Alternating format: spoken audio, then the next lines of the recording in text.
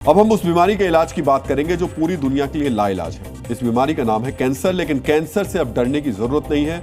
अब ना ये जानलेवा होगा और ना ही इसके इलाज में आपकी जिंदगी भर की कमाई लुटानी पड़ेगी। रूस ने जो कैंसर की वैक्सीन तैयार की है उसका मानव परीक्षण अब वो करने जा रहा है। यानी कैंसर के खिलाफ विश्व युद्ध में पुतिन विजेता बनकर उभरे हैं। राष्ट्रपति पुतिन ने यह भी वादा किया है कि मानवीय आधार पर यह वैक्सीन पूरी दुनिया को उपलब्ध कराई जाएगी। इतना ही नहीं, शुरुआत में यह वैक्सीन मुफ्त उपलब्ध करवाई जाएगी।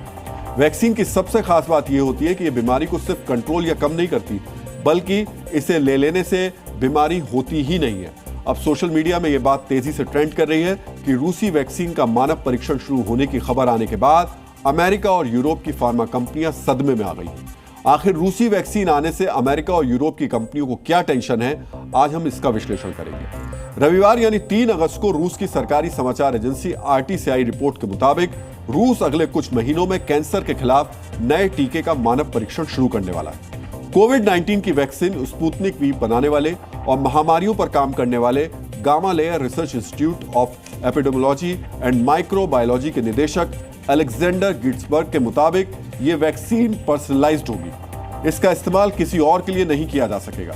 यह परीक्षण मॉस्को स्थित हडसन रिसर्च इंस्टीट्यूट और ब्लोखिन कैंसर सेंटर में किए जाएंगे, जबकि गामा रिसर्च इंस्टीट्यूट वैक्सीन का उत्पादन करेगा। जब भी वैक्सीन डेवलप करें, कोई भी ह्यूमन के लिए अगर वैक्सीन दवा कुछ भी बनाते हैं तो लॉन्ग टर्म उसका फॉलोअप होना चाहिए, क्योंकि अगर लॉन्ग टर्म फॉलोअप नहीं हुआ तो हो सकता है अभी इमीडिएट तो वो बेनिफिट दे, लॉन्ग टर्म में नुकसान भी कर सकता है।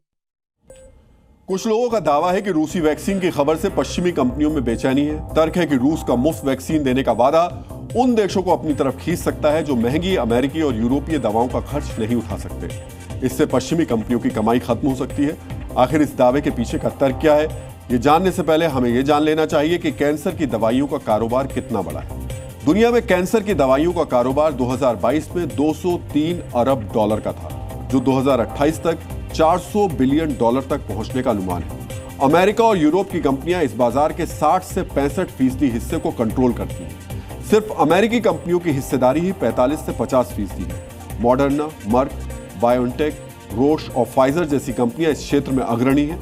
वर्ष 2023 में अकेले मर्क की केट्रेडा दवा की बिक्री $25 बिलियन की रही और यह कंपनी की कुल आय का लगभग 40% थी। यानी मर्क कंपनी सिर्फ कैंसर की दवा से ही 40% कमाई कर रही है।